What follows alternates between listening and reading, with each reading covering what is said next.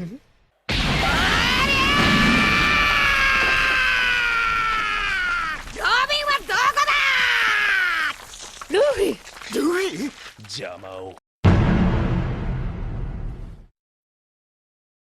345 picks up right after where last chapter ended. The other CP9 agents near Polly expressed their shock about the blueprints being fake, and this being an idiotic thing to do. Polly's dialogue suggests that Iceberg didn't tell him anything about CP9 coming to get this blueprint, nor the importance of this said item. Seeing how he says he doesn't know who they are or where they come from, and doesn't know what they're after. I don't know if that's bad on Iceberg's part to not tell him just how important that these blueprints are. While we never get a direct confirmation of what Iceberg said to Polly, since basically all of their conversation is done off panel, but based on what Polly says here, it seems to indicate that Iceberg only mainly focused on telling Polly exactly where to get this blueprint and run. But at the very least, Polly knew this thing that he was taking was a fake, like what Polly said last chapter, so there was no time to really get into detail about all that information.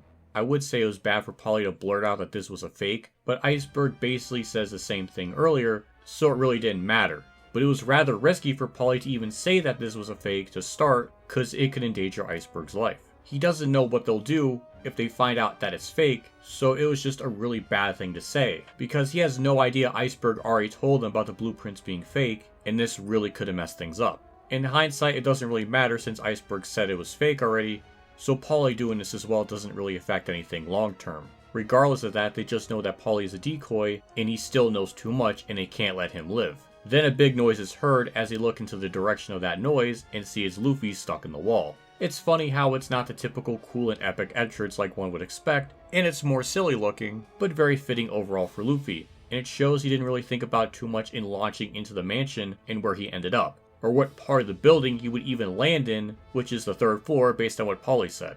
I like Luffy's immediate concern for Polly here. While he still continues his silly naming scheme of calling him broke guy, but the way he reacts to this and seeing how he's covered in blood, and naturally he's just worried about him. It's typical for Luffy to always be caring for others, or ones he comes across within reason naturally, but with Polly it's certainly one to point out, since not that long ago Polly was accusing him of trying to kill the mayor, and right away realizes the gravity of the situation and that he's in trouble. The guy in the skull mask sees it's Luffy, and the other person in the bull mask says he came all this way to take the blame. The vibe I got from this is that they treat Luffy as such a non-issue and aren't really concerned about him stopping their plan. It's a very humble way to start out their interactions with each other, but they are really underestimating him, which makes what comes up in the next arc that much more satisfying to see. Luffy sees them and realizes that they have masks on, and that they are the ones who told Robin to do stuff and to give her back. I love Luffy in moments like this. This harkens back to the conversation on the rooftop. While Luffy doesn't say a whole lot, he was absolutely listening about every detail and remembers the comment Nami made about Robin's sudden change because of the masked figure. While Nami was merely giving a possible theory, and maybe even she wasn't totally sure about this being a possibility, but Luffy is absolutely certain that this is the cause, and the reason for all this. He believes this to be true, and in hindsight he's correct about feeling this way. Even him calling them jerks is a nice way to emphasize his point, cause Luffy still finds her to be a good person and hates them taking her away, as he naturally doesn't want them to do it. Again, the story is really making that a point of how badly they do not want her to go, and it's important to bring up when the story mentions it. I love the Skull Guy's lack of response, just sheer silence after Luffy's comment.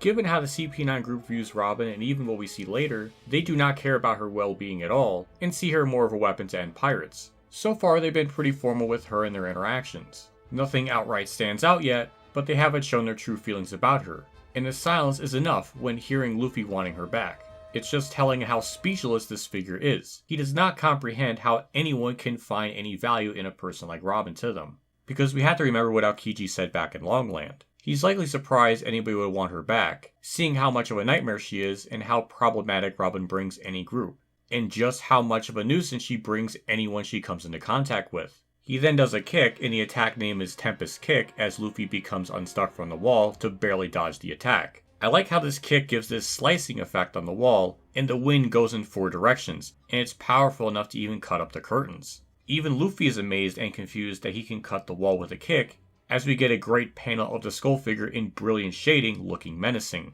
Polly sees what the bull mask guy is about to do, and while Luffy isn't looking, gets kicked and even stomps on his neck as he restrains him and keeps him locked to the ground, as he can't move. Which just for a moment, I thought he was going to stab him and kill him. But he didn't, which is important for later. He says it's an emergency and he can't deal with them now. This shows how effective CP9 is when they're paired together to do a sneak attack on Luffy like this. Even Luffy didn't see this kick coming, but it also sheds some light in this being urgent and they don't want to put up with him right now, which is a bit surprising seeing how ruthlessly lethal they've been up to this point with other shipwrights in the mansion, and Paulie. So it is a bit interesting to note that he just restrains Luffy here, when he clearly could have done way worse. But why Luffy is specifically restrained like this, we'll have a more in-depth reasoning for this later as we'll go more into it when that time comes. The Bull Mask person tells the Skull Mask user to stop Paulie too, since there is no time for fighting, and restrains him.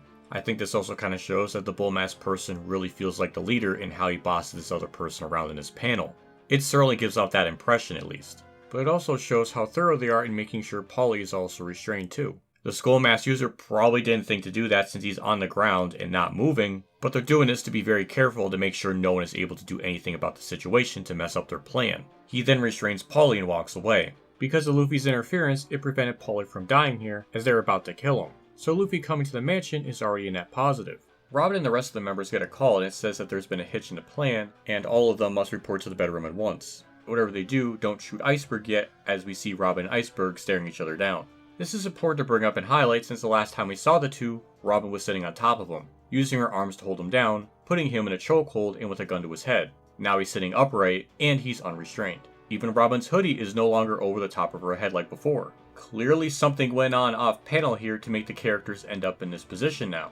And there's the puff of air detail for both of them indicating that there must have been some words being exchanged that left them out of breath, with cross-hatching details over both of their eyes and looking angrily at each other. All those little details are important, along with just how Iceberg is sweating while Robin isn't, which does give you the vibe that Robin has more confidence in about something that went on off panel there, and has less fear in comparison to Iceberg.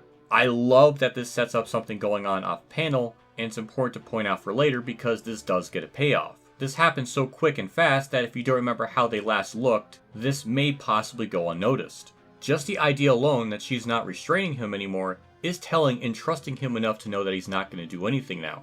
There's some kind of mutual understanding the two must have had off panel. We cut to another part of the area where the user with the Vine Whip encounters Peeply, and before the person leaves, they one-shot Peeply after saying to the user that they were going to run, which probably angered them to even have the slightest hint that they were running away because they were too weak to fight Peeply, which is another instance of how strong they are to beat him with ease. I also think the idea of being called weak or cowardly for running is something CP9 General do not like at all, and showed him how easy of an opponent he is to beat. After this person beats Peeply, the person runs off. We return to the mansion with Luffy and Paulie. Now there's a lot of good stuff here, mainly on the fact that Luffy states it again that the masked guys took one of his crew members and that he came to get her back. This is the second time he's mentioned it, and it once again shows how confident he is in that assumption to be true. I love how he doesn't even call him Rope Guy, but Mr., which is a step up from the gag name that he gave him earlier, which is a small but subtle way of showing he respects him more now, and it's overall just a bit more formal too. But it's an improvement to show this. Paulie apologizes for calling him a criminal earlier, as Luffy accepts it, and isn't really bothered by it at all. Paulie asks if Luffy is strong enough to beat them, and he claims he can. Paulie asks to fight with him, as he doesn't want Iceberg to die by people he doesn't know. He says Iceberg taught him everything that he knows and made him a proper shipwright, as we see it zoom on Luffy's eye. Luffy calls him a mess, but Paulie wants to beat them up and he doesn't care what happens to him after that, as Luffy agrees to fight with him for their respective friends. Luffy right there in that moment understood Paulie's comments to be genuine and admires and respects him for putting his life on the line for his friend. It's a trait that Luffy has done many times before, and even earlier on he's gone on record to say that he's willing to put his life in danger in order to be a pirate. So I love how, without Luffy saying anything outright and just knowing how Luffy works, he fully understands Paulie to be a good guy and vows to help him too. So not only does he want to get Robin back, but he also wants to help Paulie make sure Iceberg doesn't die, seeing how much this is affecting him. Back to the Galley-La, we see a person take Lucci's hat as we see Iceberg's face and a shot of the murdered bodies by the door to Iceberg's room as our clock shows 9:45. So 15 minutes has passed since the last time we saw a shot of the clock, so there's only an hour and 15 minutes left before the train leaves. It's a good reminder to the literal ticking clock of tension being raised here once again. We see the other CP9 members all meet up in Iceberg's bedroom. In a great series of panels, we get the big reveal, bit by bit, of who these masked figures are. It starts with Lucci's hat, as we then see a bird Hattori landing on the bull masked figure's shoulder. we get the reveal of Lucci and Kaku under their masks, and the two people we saw earlier dead were merely just decoys in their place before. The timing of when they put those bodies there is probably when Bluno left the bedroom. That seems to be the simplest explanation for it. Galley-La and Bluno get revealed as the masked figures, as they are fully shown to be working for CP9. As it's revealed, they were working undercover too. We get the caption that adds more into what CP9 is, as it says it's the undercover intelligence agency under the direct control of the world government. The new part we learn is they work for the world government, which Robin is directly cooperating with. And in the story, this is the official big reveal of that being brought up. While it wasn't made clear before, up to this point, the full extent of what CP9 is, either way she was working with some shady people doing a horrible act. But hearing this officially they work for the government, I do think people would really start to question her motives even more knowing this now, when it's long since established she does not like the government. There's that, along with not even knowing what CP9 was after, so she did all of this without knowing that. I'm sure at this point one could make the guess or the assumption that she was bribed to do this under some kind of circumstances not yet revealed. But once again, it really highlights and showcases why Robin is going along with this to start, which I love how it keeps playing with this idea. While we learn more about CP9, just in this one caption, there's still questions to why Robin is here to start. The dialogue of CP9 members share to Iceberg makes them really interesting, since they mention how this wouldn't have happened if he just handed over the blueprints when they asked nicely. They didn't want to leave town with hurting him if they could. It's rather interesting, of all people, Kaku and Galley-La are the least sinister among the other two in comparison. It makes this group rather unique that all of them aren't saying evil things, but I like that there's sort of a tier to how evil they are. Even if it's not by much, but how they talk to Iceberg here is more of disappointment that it's come to this than anything, and it feels fitting. But Lucci talking here is a big deal since up to this point he was having Hattori speak for him in like a ventriloquist-like manner. So him being able to talk and isn't a mute is a big shock too. And the fact that he's the leader, or clearly presented as such, is also another major reveal, as Lucci is going to basically be the big main bad guy for this arc and the next. Which is funny to kind of see that since earlier on Oda never even planned Lucci to be a villain. He was supposed to be a Galley-La worker, which I wouldn't even imagine who would have been the main villain if it wasn't him. Maybe Bluno possibly, but it's surprising. In this glorious big double-page spread, they ask where are the blueprints of the ancient weapon Pluton and to tell him now before more innocent people are harmed. While this is a heavily intimidating scene on all fronts, and Iceberg is reacting like one would in this situation, cause mind you this is a huge reveal to him too, that these people worked under him this whole time were not who they claim to be. The notion of who we thought these people were are completely flipped on its head. It's one hell of a reveal in general, and you don't really see it coming. At least in this aspect with the manga, since you can't hear their voices naturally. While the anime, you can certainly pick them out if they talk. If you have a keen ear, you'll probably notice it sooner. Especially if you're a Japanese-speaking audience. CP9 です。頑固さも師匠譲りか。どこまで白を切ろうとも CP9 の名のもとに必ず今夜奪い取る。なくては困る。まず何から話せばいいのか。 Though I'm sure the Lucci reveal was the biggest shock since he didn't speak prior until this moment. But enough with the anime comparisons, at least for now. As far as Robin's reaction is concerned, while a first-time reader may be under the impression of her looking threatening here, as them asking about the Pluton blueprints overlaid on top of her face like this would make you feel like she wants the same thing as them, like we were led to believe. Or that's the idea I feel like it gives off. But with the power of retrospect, there's a lot more sadness here being presented.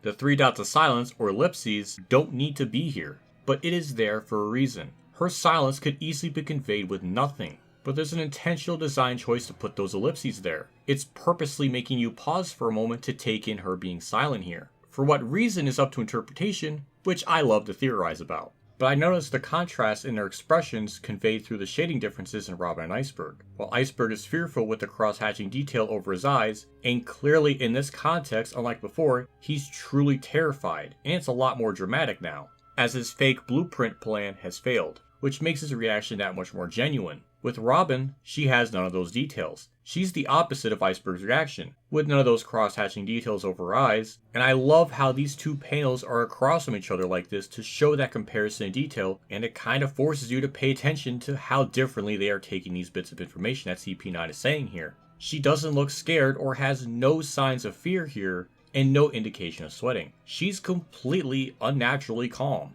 But while she looks, for all intents and purposes, like a villain here, there is an air of sorrow I get from it. Like, clearly she thinks doing all this is right in her eyes, but understanding what she truly loves to do, we know she doesn't care about the Pluton. And in a way should terrify her too that CP9 wants this, and the world government by extension. Which could be a massive threat to the Straw Hats as well if the Pluton attacks them in the future, if CP9 gets this. But if we think about it in the most literal way, where if she truly doesn't care about the crew anymore, then yeah, maybe she doesn't care what happens to them at this point. There's a lot to think about, especially if you don't know what's coming up to make sense of these details. So something is clearly going on in her mind and we don't have the full information of everything yet, and she's still hiding something. The next chapter starts off by cutting back to Zoro, Nami, and Chopper as Zoro has beaten all the shipwrights, to Nami's displeasure and Chopper being amazed of his strength. I liked how after beating all of them, he has to repeat that he used the back of the blade. There's something really funny of all the damage he caused, which was a lot, and even then he was still holding back. Nami runs off and says they have to get going as Chopper tells Zoro to follow them, which for Zoro he goes in the wrong way, which is his typical gag on display once again. I always find that to be a funny trait, it never gets old, and it's always nice to see. Their banter is just always so fun to see, and it's a nice way to start off the chapter before we get into more serious matters. Luffy slips out of the restraints that he was in because he's made of rubber, and then Paulie says to get them off him now. Back to the mansion, it's been revealed that Kaku, Lucci, and Galley-La have been undercover in Water 7 for 5 years. They will achieve their goals by any means necessary, and he says if you're fighting just a fight, then he suggests for him to give up now. He surmises that he probably knows of the name Cypherpole. CP-1 through 8 are the government top intelligence agencies stationed in the 8 bases around the world. They seek out information anywhere as the government orders them to. Iceberg says that he knows of them, but only up to CP-8. Lucci says that they are CP-9, the 9th Cypherpole, which shouldn't exist. Because of a certain privilege, they can't operate in the open. We then get a Robin reaction shot of exclamation points. Before we go any further, let's really dig into this and what this means, just on this one Robin reaction shot up until this point, in what's being said here. While she's not overly shocked in the literal way in terms of the expression she gives, the speech bubble would indicate that she's surprised about knowing this, because even she herself did not know about all of this with CP9 with the information being shared right now, which I feel that's to be the case. It's very likely, given how smart and knowledgeable Robin is, and likely knowing a lot about the government in general, she's likely well aware of CP1 through 8, just like Iceberg says here, since that is public knowledge. But she can't know about something that isn't on record, or something that shouldn't exist in this world. So it makes sense that she wouldn't know about CP9, given what was explained about them here. This also means that when Blue Note came across Robin earlier in the arc and mentioned CP9 to her, and her reaction to that comment wasn't because she heard of that name before, but it was something that she didn't think existed, and it's a higher level of an organization not known. This is what probably freaked her out, so having this confirmed, or at least the context clues here are strong enough to show that's what got her rattled. But there's another thing to point out too. When Lucci says they can't operate in the open, and Robin's reaction right after that could mean she's surprised to hear that, as it's not totally the full truth. At least from her experience with them Blue Note spotting her out in the open, which does contradict that statement a little bit. It could be just that Robin is just a special case for them, and this is a rare exception to their principles. But I don't really think that's just the only thing she's surprised by, so it could be a mixture of both of these theories on what those exclamation points mean. Lucci continues on to say that even though that privilege serves justice, if civilians aren't cooperating with the government, they are allowed to execute them. Not only is that line just vicious and brutal, but this is the first instance of the world government being shown in this bad of light. It certainly won't be the last time, as we'll go through the story and see the other horrific atrocities that they've done in the past and present. But this is big here because up to this point in the story, we haven't seen the government be this evil. So far, the most we've seen is them hunting pirates that are generally bad and deserve to be pursued, but this is on another level that we're seeing for the first time. The first instance of the government being unfair is early on in the story when Kobe told Zoro that they were never going to keep the promise of letting him go after a month and lied to him. Now that is certainly awful and bad in its own right, but it's certainly in small scale to what we see now in the story with CP9 being allowed to kill in the name of justice. And this is a huge contrast to what we were first shown and what we knew of the government prior. It's important to really highlight how genuinely scary this group is and what the Straw Hats will have to get through to get Robin back. Iceberg calls that egotistical as a just killing is even possible. Lucci continues on that people in power have reconsidered their way of thinking because of this approach that they do, rather than to continue to live in fear of the weapon's reactivation, which tells us they've done this many times before to other people or groups possibly. Which with that line alone, it does make me wonder if this will ever get elaborated on. It's something to think about, but you never know when Oda's going to come back to a plot point or just a random line of dialogue to expand on it in the future. The scariest part is that Lucci says that they should activate the weapon and put an end to this great voyage, and use this weapon as a force of justice. Now we know why the government wants the blueprint so badly now. And no matter what, this shows the stakes being raised even further because this will affect the Straw Hat crew if they don't do something about this now. Because it is something that will endanger their lives too at some point. It continues to add this monumental level of danger this arc faces, and what is on the line, which I felt this arc does more than any other arc prior, but that may be my bias kicking in. I do want to point out that I'm well aware that the group's main focus is getting Robin back. However, their goal is to indirectly save the world just through happenstance. Lucci says how Iceberg is standing in their way, and even now people all over the world are being victimized by pirates, and he doesn't want to help them. Now this brings up a very interesting point. While it's certainly been mentioned in the story before, but there is some kind of truth here in Lucci's comment, in regards to most pirates harming other people. But this measure that they want to go to, in regards to ending pirates, is so extreme that it'll only cause more problems. As Iceberg will basically say it for me. He says that the conversation is pointless. People will fight for control of this power if they reactivate the weapon, and the damage will only be greater. Lucci says that he seems to mistrust the government, and in one heck of a comeback, Iceberg says that he just knows human nature. Lucci then kicks Iceberg in the face after that comment. Iceberg absolutely calling out Lucci and the government's absurd plan, which will make things even worse. And how he calls him boy is just perfect, because how they approach the situation tells you Iceberg thinks Lucci is a child, for not knowing how this will affect the world. And it shows Iceberg being much older than what he appears to be. You can already get the impression with how he talks, but that line really makes it more concrete. I just really love Iceberg's comeback. And the way Lucci kicks him is kind of showing that he can't win with words, so he'll do what he knows best, which is violence. Lucci tells Kaku to check Iceberg's pulse as he talks about a theory that they came up a while ago, and wants him to listen as his pulse will tell them if their theory is correct. Now this theory of theirs goes on for about 7 pages, and isn't directly related to Robin, but it is important, and I'll try to summarize it as briefly as possible. On the paper, it said it had one of Tom's workers on it, which the fake blueprints would have been convincing enough for most people, but since this group were lurking close by with Iceberg for 5 years, they never saw him give the blueprints to anyone directly. It wasn't easy finding out if Iceberg had been one of Tom's disciples to start, which I liked how thorough they were, but also time consuming it also was to just find this out, which justifies them being undercover for 5 years like this, and highlights how even they weren't sure if Iceberg had the blueprints, or if he worked under Tom. Only recently they got reports from the government that Tom had 2 apprentices. One of them died in an accident 8 years ago, or so they thought. But in the fake blueprints, it has the workers of Tom, Iceberg, and Cutty Flam. They only heard the latter name once about 4 years ago. A person came to the Galley-La gates to visit him, and it's the only time he gave his real name. Tom's other apprentice, Cutty Flam, is alive, and even now he's in this very town and changed his name to Frankie. Based on Iceberg's pulse beating faster and faster, confirms this theory of theirs to be true. But I liked how they went all about this by feeling his pulse. It's just such a calculated move and a really neat way to show off the way to prove if their theory is correct, because his body will not lie in how it reacts to the information he is being told, which is a really slick way to test their hypothesis out. Again, how CP9 operates in this level of thoroughness and professionalism is something I think needs more appreciation in general, since this is something we don't really see in One Piece that often, at least certainly not until this point in time. No matter how much they looked into Frankie, they didn't find anything about his past and ignored him since he was a dismantler and a swaggering oaf.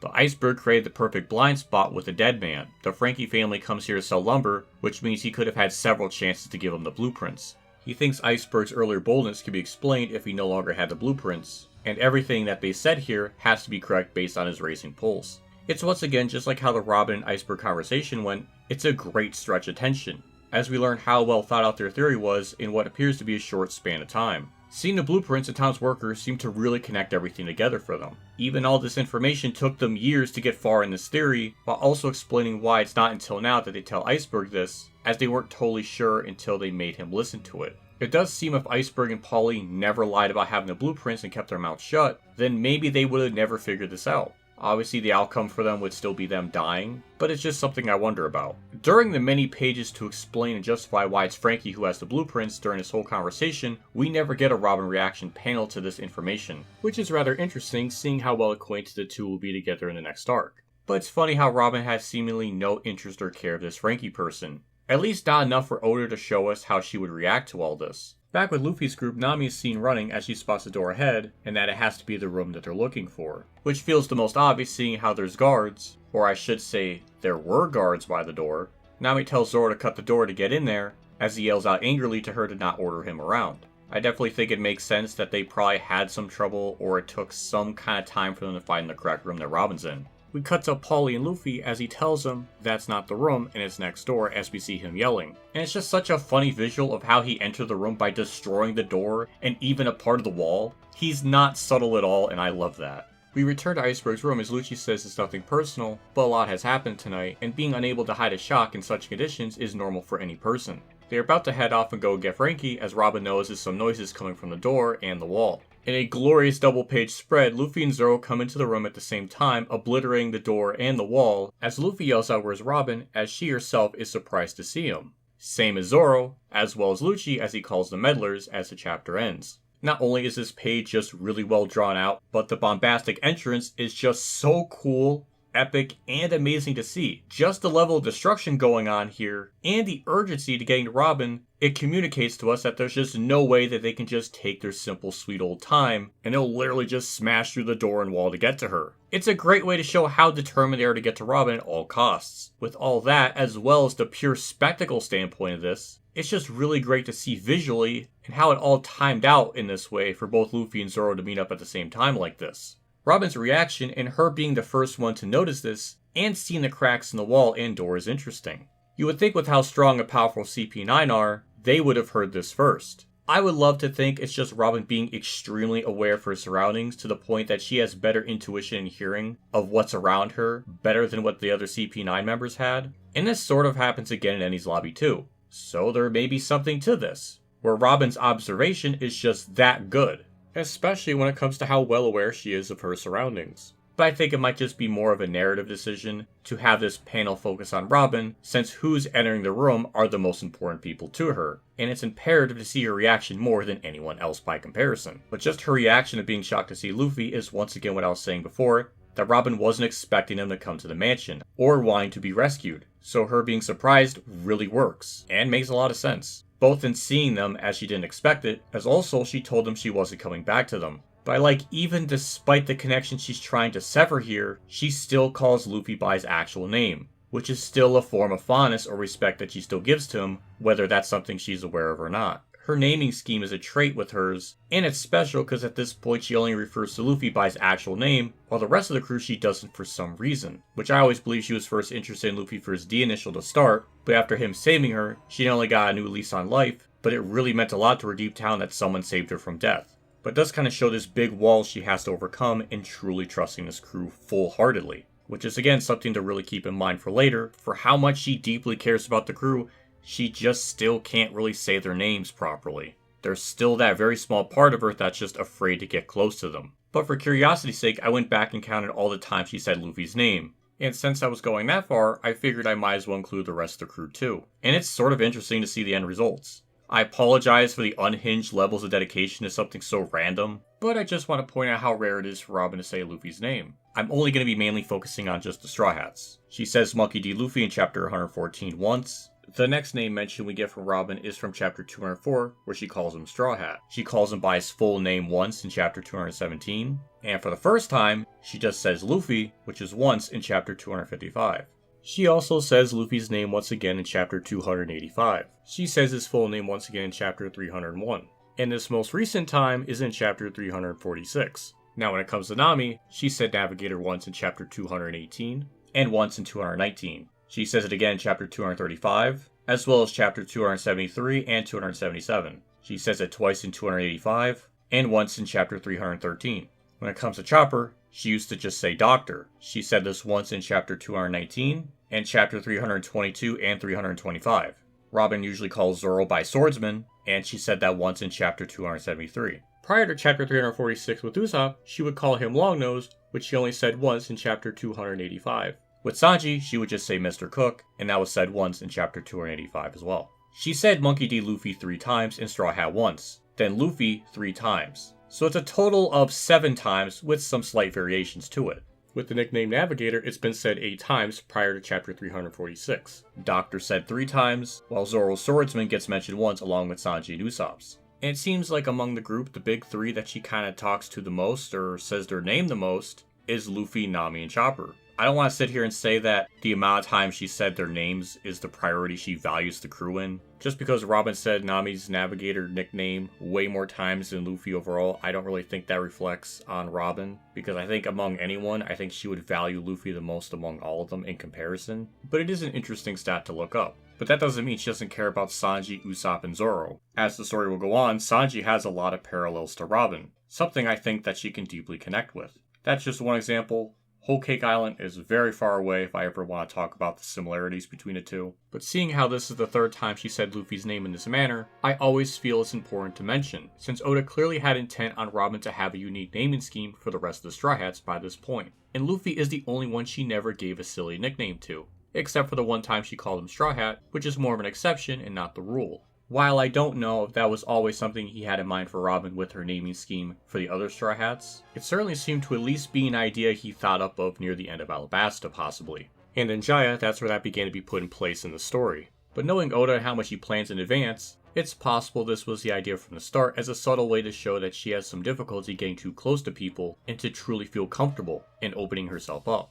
She's gone through so many groups of pirates and organizations that it probably felt pointless to even care to remember their names or get attached to them, since so many treated her poorly. I always find it interesting how different yet similar the two are in ways that they both have a nicknaming scheme in their own ways or reasonings for it. With Oda, nothing is left up for chance when it comes to how he writes his characters. And the characterization he does in his series is just mind-boggling. Among all other shows and stuff I've seen, I've never seen a show go this hardcore in just making a character feel so alive. As Oda says in his SBS, even if the stories that occur in One Piece get bigger, he wants to continue to draw out those really minor yet crucial human relationships. Which I believe Oda, even as of recent arcs, has continued that pattern. This is why I harp on every panel and every bit of detail, because there's always, more than likely, a clear intentional decision for everything. Even just going through this Robin series in general, it's really made me appreciate the story of One Piece, as well as Robin's character, because it's just that complex and awesome. Especially in the manga, since everything is just drawn so beautifully and the line work is just so crisp and clear. More often than not, the manga always looks better than the anime, at least in this era. With some exceptions, I'm sure. The most interesting thing in these two chapters that I noticed when working on this video is how little Robin talks. The art of silence is a beautiful thing when you couple that with the proper context in what she may be thinking in each moment surrounding that silence. It brings up a lot of interpretation that is always fun, and even clues or elements that aren't really focused on outright. Robin is always such a fascinating character to peel back the layers when she's silent in times like this. In those moments, you don't really think about it until you reread the story a second time, having the full context of her character, and to see the sheer level of planning and depth given to her just in mere silence and trying to figure out what is going on in her mind in that moment to be just spectacular. Again, if I didn't make it any more clear than it already is, this era of Robin is so incredibly well done.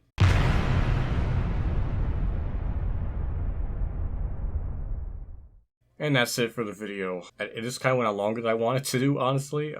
We're getting really close to the really good stuff I've been just waiting forever to talk about, so yeah. Going forward, I'll do my best to try to make these shorter.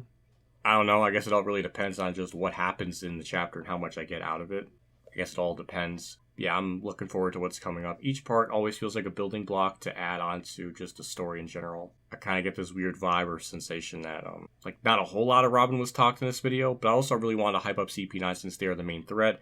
I want to justify the danger they present, how awesome and epic and just cool they are, and how calculated they are, so it kind of feels like a recap of just the arc itself at times, so I fully acknowledge that. Again, I think all of this is really important. This and A's Log are really the two arcs where I feel like it's really important to kind of go over as much as possible, since these two arcs are so pivotal to her character. After that, I know it's not going to be nearly as complex. It'll probably be a little more streamlined, or at least going over just Robin conversations, adding maybe a bit of context to the story here and there. Yeah, this leg of the story is so special. I really want to just make sure I nail everything. That's it. I'll see you all in the next video.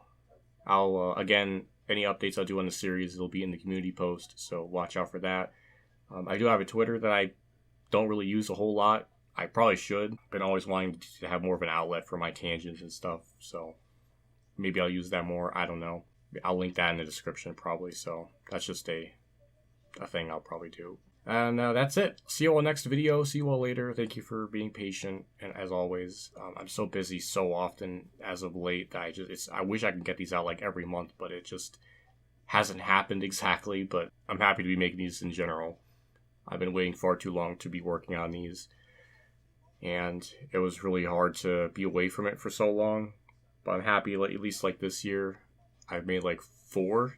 That's more than I've done in a long time, so I'm happy with that. Thinking about that, like, big picture. So, yeah, see you all next video. See you all later, and have a good day.